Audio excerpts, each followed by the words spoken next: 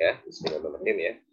Kita mulai bab struktur atom dan tabel periodik unsur ya. Nah, pada bahasan ini kalian akan mengenal istilah partikel, tidak lagi materi, di mana nantinya akan berhubungan dengan yang namanya atom, molekul, dan ion. Ya. Nah, sebelum kita beranjak lanjut pada materi yang lebih jauh, kita akan coba melihat bagaimana teori atom ini berkembang. Ya. Nah, pertama pada tahun 2000 sebelum Masehi itu ada ilmuwan Yunani bernama Democritus. Dia berpikir bagaimana ketika ada suatu benda dipotong terus-menerus, ada tidak suatu waktu di mana dia itu nggak bisa dibagi lagi, gitu ya. Itu pemikiran dari filsuf Yunani bernama Democritus 2000 tahun sebelum Masehi. Lalu pada zamannya sendiri juga unsur-unsur itu terbagi ke dalam 4 elemen. Yang pertama ada elemen api, air, angin, dan udara. Api, air, tanah ya.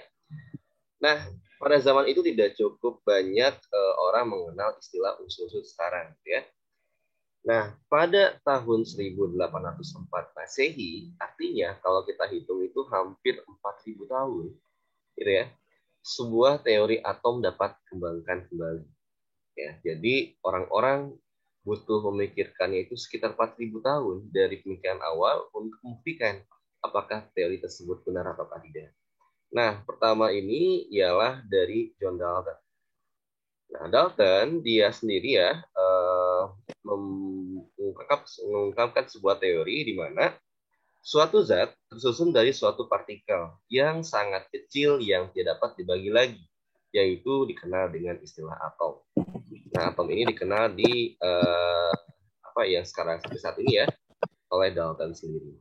Jadi dia itu menganggap bahwasannya kalau kita melihat ada besi gitu ya, besi itu, maka ketika kita jauh melihat ke bawah, ke dalamnya, itu akan terdapat suatu partikel yang tidak dapat dibagi lagi yang dikenal dengan istilah atom. Nah, dia beranggapan atom itu berbentuk bola pejal yang bermuatan netral ya, tidak ada muatannya. Oke, nah ini bola pejal ya, ini Dalton katanya. Nah, atom dari kata atomos. Itu tidak, tomos itu dibagi lagi. Berarti suatu yang tidak dapat dibagi lagi. Itu dari bahasa Yunani ya. Nah, Dalton ini sebagai tokoh yang dapat dibilang pionir ya terhadap suatu ilmu kimia, gitu ya. Karena setelah ini Dalton sendiri memberikan teori kedua, yaitu atom dari suatu unsur yang sama. Contoh nih ya, ada besi. Berarti dia itu terkandung atom-atom besi. Atomnya juga bukan satu, tapi banyak sekali. Bahkan mungkin bisa sampai pada 10 pangkat 23 molekul atau atom ya. Jadi banyak sekali, tidak 1, 2, 3. Nah, antar atom besi ini dia memiliki sifat yang identik. Yang sama ya. Apanya yang sama? Dari beratnya, ukurannya, bentuk yang sama. Identik itu nggak sama persis ya. Jadi ada, ya mirip lah gitu ya. Tapi kalau dibandingkan, kita punya besi, kalian punya yang namanya seng, gitu ya. Nah, si seng ini ketika dilihat secara submikroskopik ya sangat kecil, itu memiliki atom-atom seng. Nah, atom seng ini ketika dibandingkan dengan atom besi, itu memiliki sifat yang berbeda. Ya, itu kata Dalton. Lalu berikutnya, oke. Nah, atom sendiri bersifat permanen, tidak dapat teruraikan. Jadi kalian nggak bisa ngabisin tuh atom ya. Atom itu dia tidak dapat dibagi lagi, musnahkan gitu ya. Jadi dia akan berubah dari suatu atom menjadi molekul, atau molekul jadi atom kembali gitu ya, dari suatu reaksi kimia. Nah, yang keempat gitu ya, senyawa yang kita kenal itu adalah gabungan dari unsur-unsur ya, dari unsur yang beda jenis ya, itu atau disebut di sini kita katakan tuh molekul ya. Nah, molekul ini merupakan gabungan dari 2 atau lebih atom unsur. Ya, contoh kita punya oksigen. Oksigen itu kalau dituliskan molekulnya itu bukan O saja, melainkan O2. Nah, O2 ini kalau kita hitung atomnya ada 2.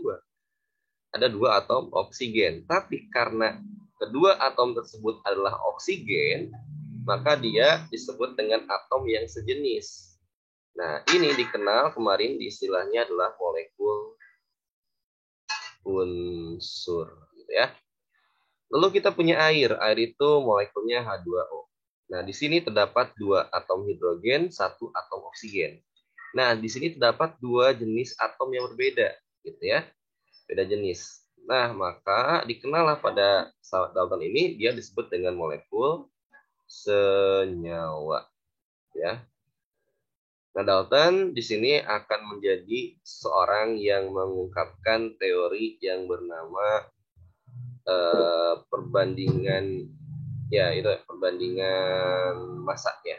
Jadi atom sebelum direaksikan sama setelah direaksikan itu harus berjumlah sama, ya.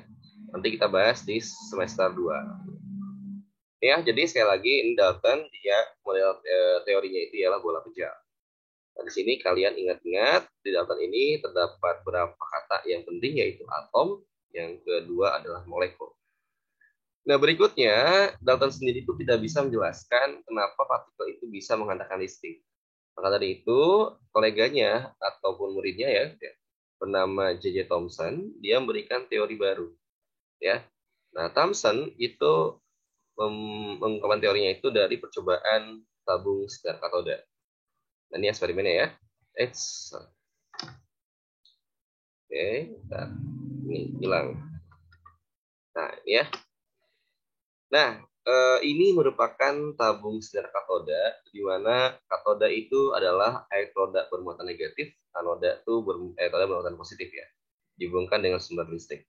Nah, di sini ditambahkan celah supaya sinar yang terjadi itu akan fokus dan kenapa ada fluoresen, itu supaya kalian dapat melihat jejak dari cahaya tersebut, gitu ya. Nah, ternyata ketika ditembakkan terjadi dari sinar katoda ini ya, tembakan ke anoda itu dia merambat lurus, gitu ya. Tidak berpendar kemana-mana gitu ya, tapi dia merambat lurus menuju anoda. Nah, fenomena ini digantilah gasnya, digantilah bahan katodanya, ternyata sama. Maka dari itu hasilnya adalah sifat dari sinar katoda, gitu ya. Pertama, dia bergerak lurus dari katoda menuju anoda. Yang kedua, sinar katoda itu memiliki partikel yang bermuatan. Kenapa? Karena tadi dia itu bergerak ke anoda yang bermuatan positif. Berarti kalau dia bergerak lurus tanpa kemana-mana, artinya sinar katoda ini dia merupakan sinar yang memiliki muatan. Muatannya apa? Ya, yang kalau dia itu mengarah pada muatan positif, berarti dia merupakan partikel bermuatan negatif. Ya. Nah, ketika tadi ya diganti bahannya, diganti gasnya, ternyata hasilnya menunjukkan sama. Maka dari itu, J. Thomson memberikan nama dari sinar ini disebut dengan elektron atau partikel bermuatan negatif. Di sini kalian tahu bahwasannya Thomson sebagai pionir yang memberikan nama elektron pada partikel bermuatan negatif dalam atom, ya. Nah, terus ada percobaan lagi dengan rekannya, Millikan, ya, dites sehingga memperoleh yaitu massa atom dan muatannya. Ini muatannya ya 1,6 kali 10 pangkat negatif 19 kolom. Masanya itu ialah 9,107 kali 10 pangkat negatif 28 gram. Bayang ya, kecil banget ya. Miligram itu 10 pangkat negatif 3, mikrogram itu 10 pangkat negatif 6, nano itu min 9, ini min 28.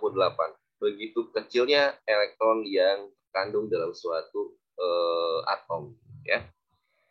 Nah, maka dari itu dari sini Thomson itu memberikan teorinya di mana atom merupakan suatu bola yang bermuatan positif.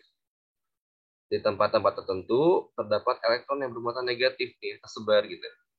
Nah, jumlah muatan positifnya sama dengan jumlah muatan negatifnya. Jadi, kalau di sini muncullah model dari Thomson itu dikenal dengan istilah model yaitu roti-kismis, ya. Jadi dia masih membenarkan teori dari Dalton di mana atom itu bersifat netral. Kenapa netral di sini? Karena jumlah muatan negatif dan positifnya sama. Dia tersebar ya. Nah, seperti itu. Lalu berikutnya ada percobaan yang lain yang dilakukan oleh Ernest Rutherford ya. Tapi sebelumnya ada beberapa hal yang perlu kalian ketahui. Kalau ada partikel negatif, maka ada partikel bermuatan positif. Nah, itu dilakukan percobaan. Nah, ini ya, bedanya apa dengan yang tadi? Yang tadi itu dia tidak ditambahkan ini nih. Katodanya itu di belakangnya ada ditambahkan ZNS atau zinc sulfida. Nah, ini fungsinya itu untuk mengetahui terjadinya perpindahan sinar atau tidak. Ternyata ketika tembakan katoda mengarah ke anoda, ada suatu partikel lain yang bergerak lurus menuju katoda. Nah, itu dilihat karena adanya perpindahan cahaya pada ZNS ini gitu ya. Nah, itu siapa? Nah, di sini dikenal dengan sinar kanal atau sinar terusan. Nah, selanjutnya, oke, sinar kanal ini disebut dengan sinar positif. Itu bergantung ternyata beda gas, beda sinarnya. Maka dari itu digunakanlah gas hidrogen. Kenapa gas hidrogen? Dia merupakan gas yang paling ringan, ya. Karena masnya itu dia 1,6 gitu ya kali 1024. Nah, ini disebut dengan massa dari sinar positif. Gitu ya. Nah, di sini dikenal dengan satuan massa atom. Nah, sekali lagi, selain ringan, dia juga dianggap sebagai partikel dasar. Nah, yang mengandung muatan positif. Jadi, oleh Goldstein, disebutlah partikel bermuatan positif ini dengan proton. Jadi, oleh si Goldstein, ya. Kalau tadi elektron itu oleh Thomson, ya, proton. Nah, jadi muncul ya, ada proton, ada elektron, ya. Nah, sekarang lanjut ya. Nah, ini sama tadi ya. Proton ini ternyata setiap unsur itu beda-beda. Karbon itu akan sangat berbeda dengan oksigen karena jumlah proton ini sebagai ciri khas dari suatu atom. Ya, jadi protonlah yang menjadi ciri khas dari suatu atom, bukan elektron. Karena proton setiap atom itu beda. Kalau ada yang jumlah protonnya 6, itu tidak lain tidak bukan adalah karbon, bukan lagi oksigen. Ya, jadi ini sebagai ciri khas suatu atom. Next ya, nah banyak lagi ke teori berikutnya yaitu dari Ernest Rutherford, gitu ya. Dia melakukan percobaan di mana ada partikel alfa ditembakkan ke dalam lempeng emas tipis yang dikelilingi oleh layar deteksi. Ya, ketika tembakan ke sini ternyata banyak sinar alfa ini yang diteruskan lurus gitu ya, banyak sih. Tapi ada juga sebagian kecil itu yang dihamburkan. Berarti kalau gitu ya, ketika ditembakkan, dia mantul, oh berarti ada partikel atau ada sesuatu yang dia tabrak gitu ya. Dan sesuatu ini tidak mungkin bermuatan negatif. Karena kalau negatif, jadinya itu saling tarik-menarik. Berarti dia muatannya sama kayak partikel alfa. Nah, partikel alfa ini muatannya positif. Berarti dalam atom dari emas tipis ini terdapat partikel muatan positif yang menghamburkan atau memantulkan partikel alfa. Ya, jadi ada dua ya, dua hasil ya. Pertama ada banyak sinar yang diteruskan, yang kedua ada yang dipantulkan. Nah, dari situ oleh Rutherford itu ya menyatakan bahwasannya ternyata dalam atom terdapat namanya inti atom. Lalu karena banyak sinar yang dihamburkan, maka dalam atom itu begitu banyak ruang kosong. Karena ruang kosong berarti massa dari atom itu berpusat pada inti atom. Inti atom itu bermuatan positif, ya. Berarti di inti atom terdapat protonnya. Namun kalau proton dengan proton bergabung itu agak kurang logis. Kenapa? Kalau dia partikelnya itu sama-sama bermuatan positif, dia tidak akan bergabung. Maka dari itu muncullah partikel lain yang bermuatan, yang tidak bermuatan. Dinamakan dengan neutron. Neutron ya. Nah, kita lihat dulu deh teori atom tersebut ya. Jadi dalam atom tersebut ada inti atom dan ruang kosong. Ya. Nah, massanya itu terpusat pada inti atom. Lalu ada elektron yang mengelilingi inti atom. Ya. Oke, nah next berikutnya, siapa yang menemukan neutron, yang menamai neutron? Itu adalah Chadwick, ya. Dia itu memodifikasi hasil dari eksperimen Rutherford yang menggantikan lempeng emas menjadi lempeng berilium. Ternyata ada suatu partikel yang tidak bermuatan, yaitu dia dikenal dengan istilah neutron. Nah, di sini berarti ada tiga ya. Ada tiga subpartikel atomik. Itu ada satu elektron bermuatan negatif, kedua proton bermuatan positif, dan yang ketiga neutron yang tidak bermuatan. Tapi dari tiga ini yang menjadi ciri khas suatu atom itu hanyalah proton. Ya. Nah, next berikutnya, oke ini teori. Jadi kita udah sampai teori Rutherford. Satu Dalton, dua Thomson, tiga Rutherford. Pak, kalau Rutherford gimana modelnya gitu ya? Modelnya tuh kayak Jimmy Neutron ya, kalau kalian pernah lihat di kartunnya gitu ya. Ada inti atom, gitu ya, inti atom, lalu ada elektron yang mengelilinginya. Oke,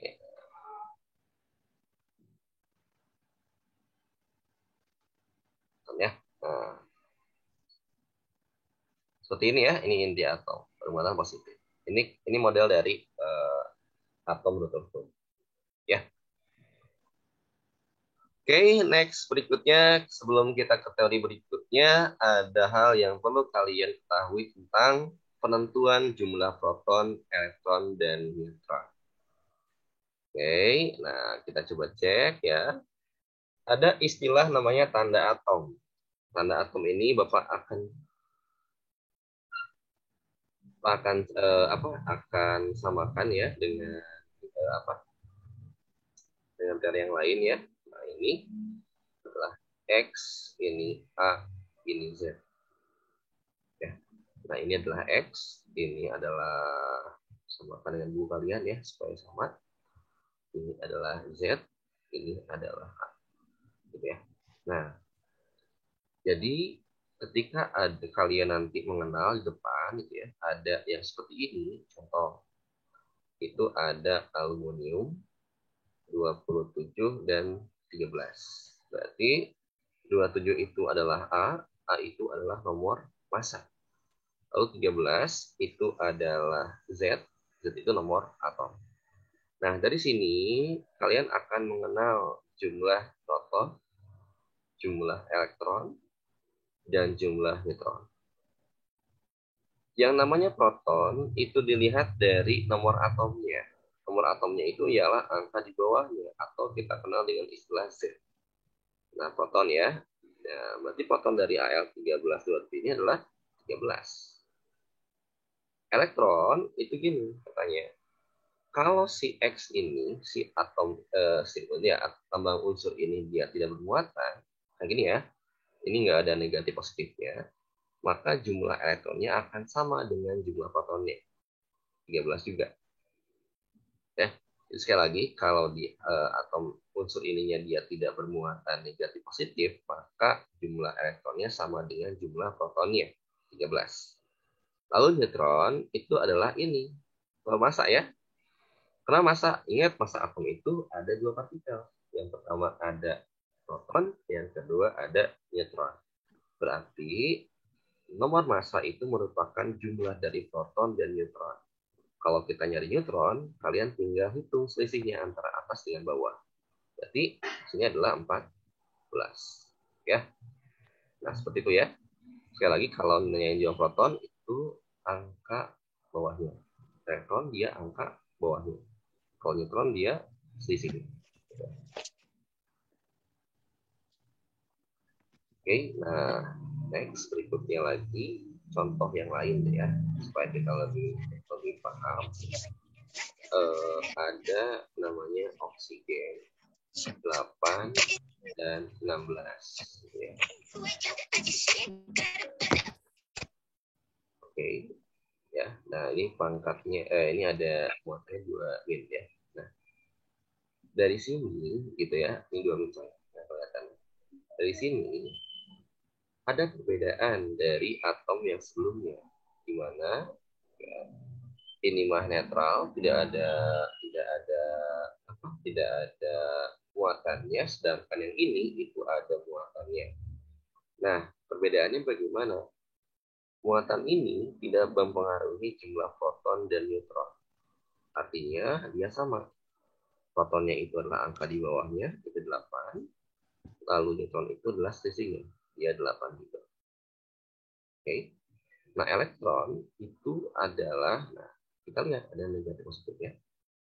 Nah, kalau negatif, dia itu menarik elektron. Ya. Kalau positif, dia itu melepas elektron. Nah, karena dia negatif, dia menarik elektron, ya. Jadi elektronnya itu akan bertambah, ya, bertambah. Sedangkan kalau dia positif atasnya, dia melepaskan elektron, berarti elektronnya berkurang, ya. Nah, karena ini negatif, artinya oksigen ini telah menarik 2 elektron. Awalnya elektronnya itu 8 menjadi tambah 2, jadinya 10, ya. Jadi kalau negatif elektronnya 6 tambah. Sekarang bagaimana Pak yang bermuatan positif? Contoh ada Mg 24 12 2 plus, ya. Nah, sekali lagi proton dan neutron itu tidak terpengaruh oleh adanya muatannya, sehingga protonnya tetap 12, neutronnya isinya 12 juga ya. Elektronnya itu adalah pengaruh. Awalnya dia 12, karena 2 plus berarti dia lepas 2, maka jumlah elektronnya akan berkurang menjadi 10. Begitu ya. Itu perbedaan antara yang netral ya. Lalu ada ion negatif dan ion positif. Oke. Nah, seperti itu untuk bahasan nomor atom. Di sini diulangan nanti akan muncul soal di mana kalian harus menentukan jumlah proton dan elektron dan neutron ya. Oke.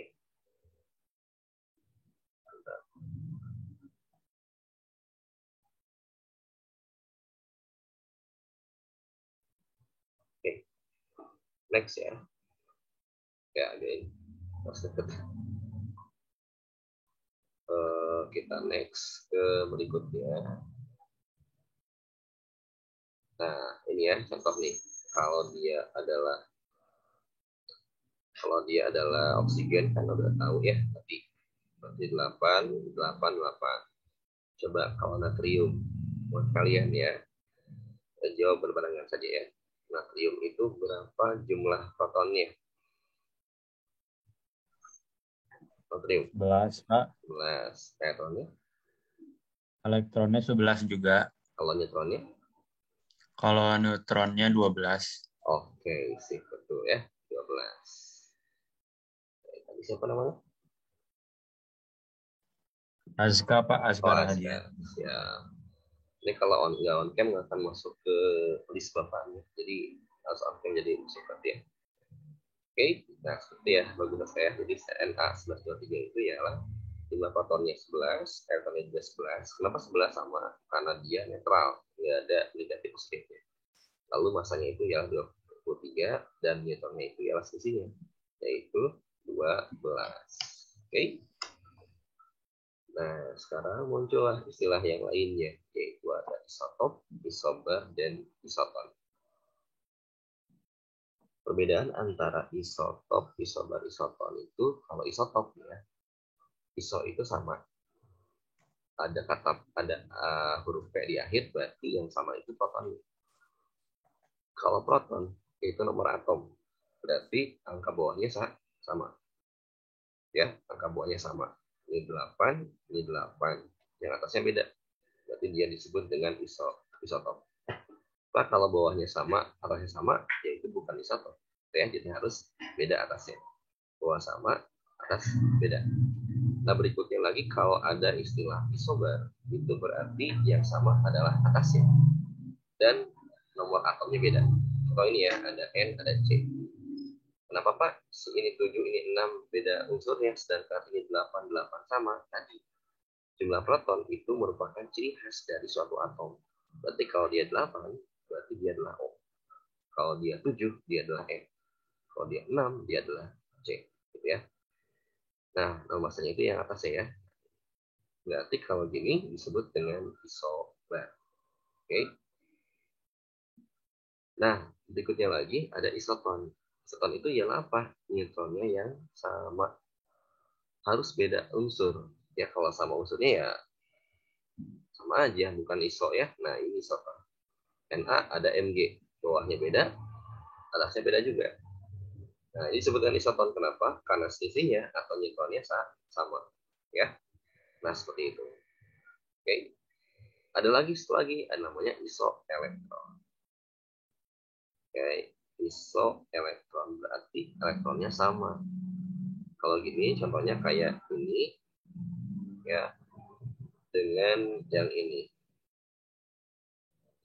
Kan beda elektronnya. Ini elektronnya adalah jadi 10 elektron, ini juga jadi 10 elektron. Ini disebut dengan isoelektron.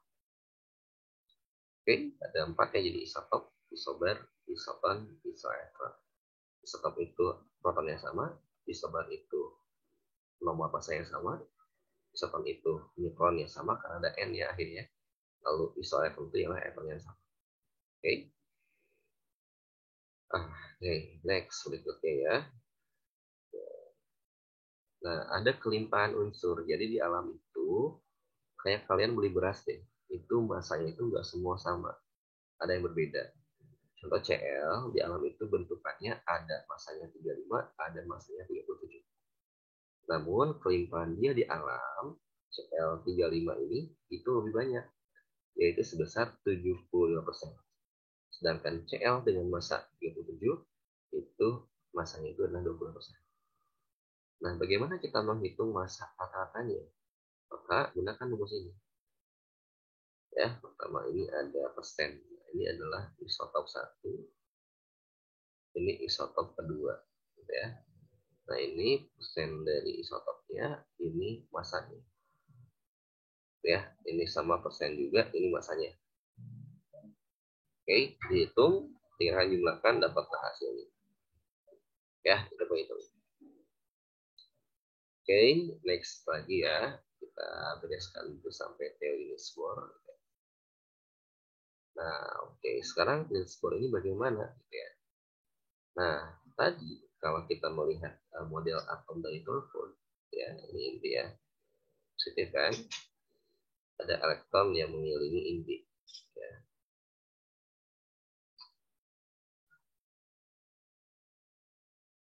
Nah, ya. Ketika elektron dia mengelilingi inti ya, itu terjadi pergerakan kan ya. Maka dia itu memiliki yang namanya energi kinetik. Energi ini akan, kalau dia habis, maka apakah elektron akan melayang di sini atau dia turun ke bawah? Nah, karena muatan elektron sama muatan ini berbeda, ini positif ini negatif, maka terjadi yang namanya gaya tarik. Jadi lama-kelamaan ketika elektron itu habis, maka dia akan jatuh ke inti. Nah, itu kelemahan dari Ernest Rutherford. Nah, Niels Bohr memberikan suatu teori yang memberikan koreksi, ya. Nah, Niels Bohr ini gimana Pak teorinya? Kayak gini, ini inti atom. Lalu elektron itu dia berputar atau beredar pada lintasannya. Ini modelnya kayak tata surya ya. Nah, ini model atom Niels Bohr.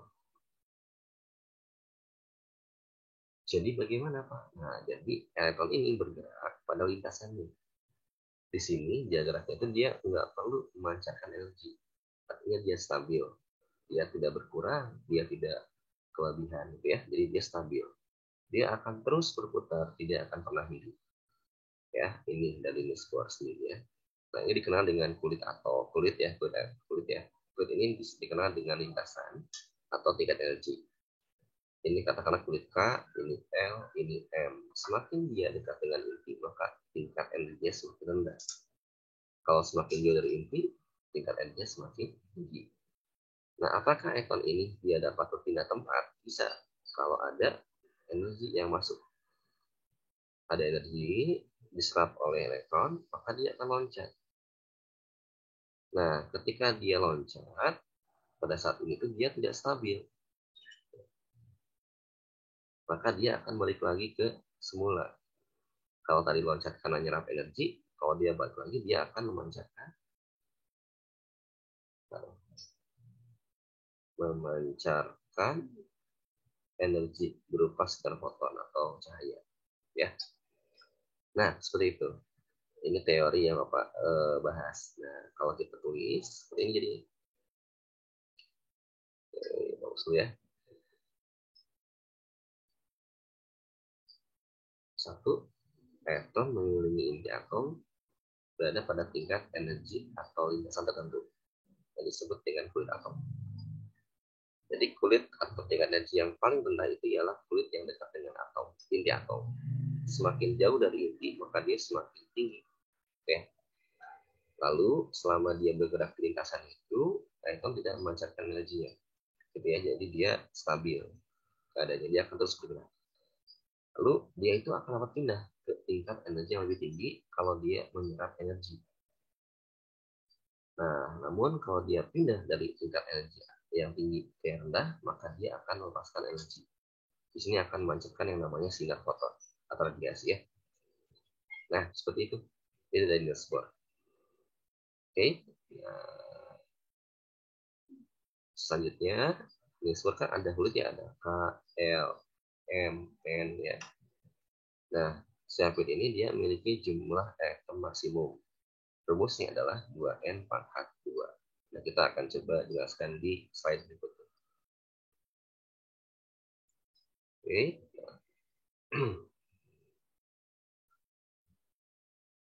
Coba kita flashback ya. Kalau bulat kayak gini, metal disebut dengan bola kecil itu dari Dalton. Oke, yang berikutnya ada bola juga, lalu ada seperti kismis. Ini roti kismis. Ini dari Thomson. Lalu ada lagi, ada inti, lalu ada elektronegraf. Ini disebut dari Ernest Rutherford ya. Lalu ada yang kayak gini sekarang, kayak orbit ya, dari Niels Bohr. Oke. Atau dikenal dengan model atom tata surya. Ada kata penting yang perlu kalian ketahui di sini adalah definisi atom. Yang kedua ada namanya molekul. Ya. Kalau di sini kata pentingnya itu ya. Kalau di sini kata pentingnya itu ya inti atom dan ruang kosong. Di sini yang penting itu ialah adanya orbit atau lintasan. Lalu ada kulit juga, ada eksitasi. Ya, eksitasi itu perpindahan. Oke. Nah, sekarang kita akan bahas yang namanya jumlah maksimum dari kulit dalam teori Niels Bohr. Oke, jadi nanti ini ada rekaman di code ya, kalian bisa ditonton kembali dan bisa disusun saya. Nah, dari Niels Bohr ini kita mengenal istilah kulit atau tingkat energi. Jadi atom ini dia ada kulit K, ada kulit L, kulit M, kulit N, O, dan seterusnya. Berarti diameternya sendiri akan lebih besar, semakin jauh semakin besar ya. Nah, jumlah maksimum elektronnya sendiri itu rumusnya adalah 2N pangkat 2 ya. Nah, 2N pangkat 2. Berarti kalau kita punya kulit K, berarti dia N-nya itu 1 karena kulit pertama. Maka jumlah elektron maksimumnya itu adalah 1 pangkat 2. 1 dikali 2, 2 ya. Coba kalau L berarti N-nya 2. Berapa jumlah atom maksimumnya? Berapa? Berapa jumlah atom maksimum dari L? 8. Nah, 8. Betul ya, Fadila ya. 2 berangkat 2. 4 kali 2, 8. Kalau N berapa? M3. 18. 18. Betul ya. 18. Kalau N 4 berapa? 32. 32. 32. Betul. Kalau O 5 itu berapa? 50. 50. Betul. 50. Kalau P6 itu berapa?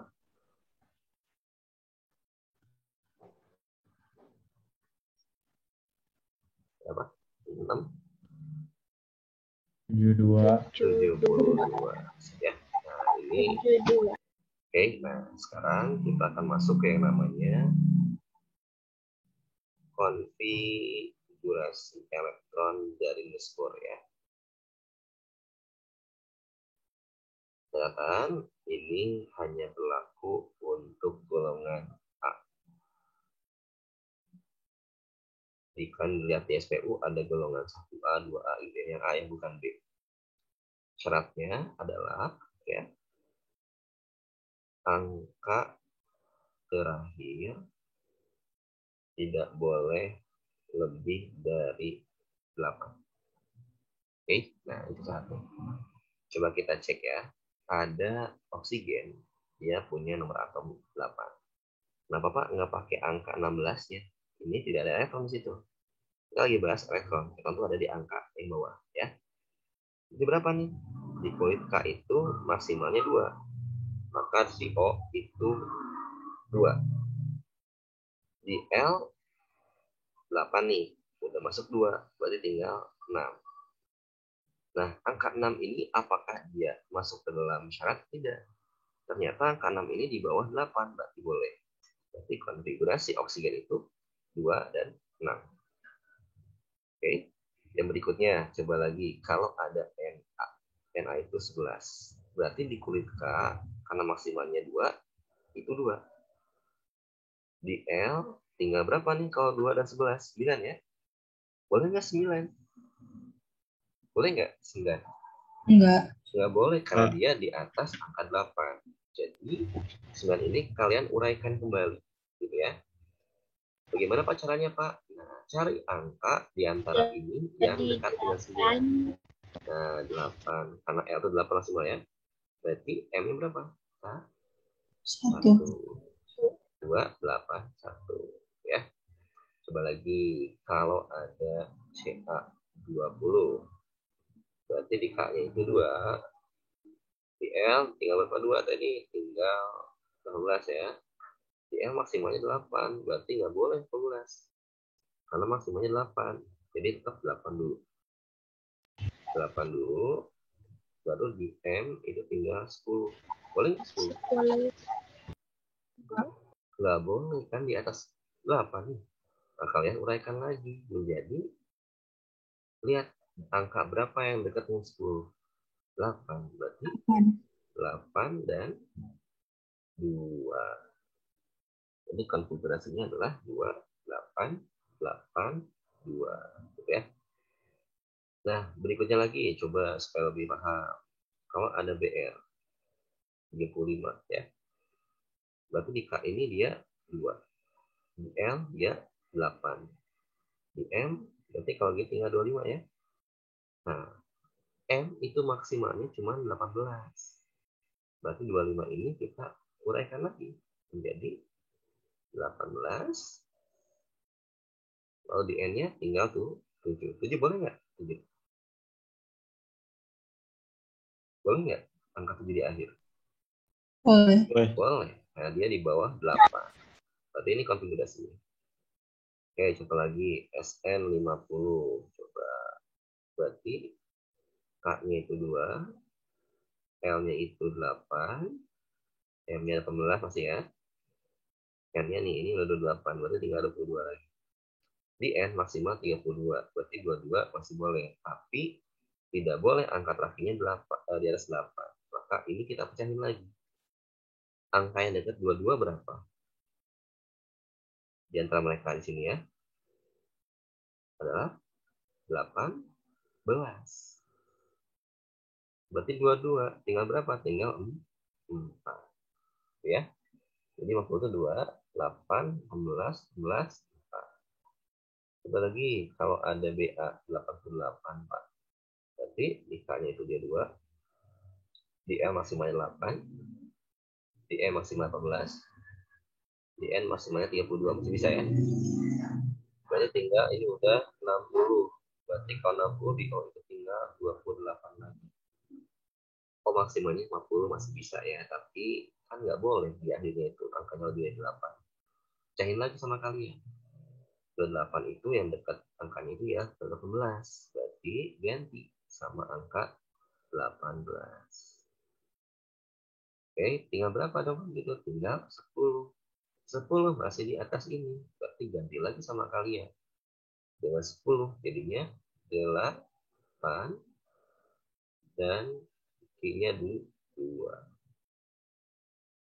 Gitu ya. Bisa diikuti? Bisa? Aku agak bingung Pak sebenarnya Pak. Ya, gimana? Itu kan yang CA kan kalau M maksimalnya 18. Kenapa nggak jadi 10 aja Pak? Karena ini syaratnya nih. Angka terakhir tidak boleh lebih dari 8. Harus di bawah 8 atau sama dengan 8. Di bawah Jadi 8 itu maksudnya range-nya dari 1 sampai 8 Pak. Nah, betul. Gitu ya. Oh iya. Jadi nggak boleh di atas 8. Harus dipecahin lagi sama Aska ya. Gitu kan. Sama Pak mau nanya lagi. Boleh? Satu mana? Kalau itu tuh angka terakhir 8 tuh, kalau misalnya kan itu kalau L kan sama dengan 8 kan maksimalnya. Ya. Kalau yang maksimalnya 32, apa angka terakhirnya harus 2 juga? Apa tetap angka terakhirnya lebih kecil dari 8?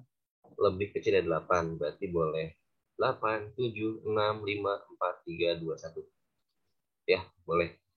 Jadi nggak boleh kalau lebih dari 8 harus 9 ya. Coba kayak gitu. Kayak K aja lah. 19. Kan 2. 8. Ini K ya. Ini L. Kan tinggal berapa nih? Tinggal 9. Tetap ini nggak boleh. Gitu ya. Karena di bawah 8. Di atas 8. Jadi meskipun 9 juga tetap sama Aska turut kuraikan. Menjadi 8 dan 1. Gitu ya. Kenapa Pak nggak boleh lebih dari 8? Karena setelah ini adanya itu adalah 1A sampai 8A. Ya. Tidak ada angka 9A. Gitu ya. Jadi nanti kalaupun ini dia 6 berarti dia golongan 6A. 1 akhirnya berarti dia 1A. Ya. Jadi angka terakhir ini menunjukkan golongannya dalam SPU berapa. Jadi nggak boleh lebih dari 8. Karena dalam A itu tidak ada yang 9A.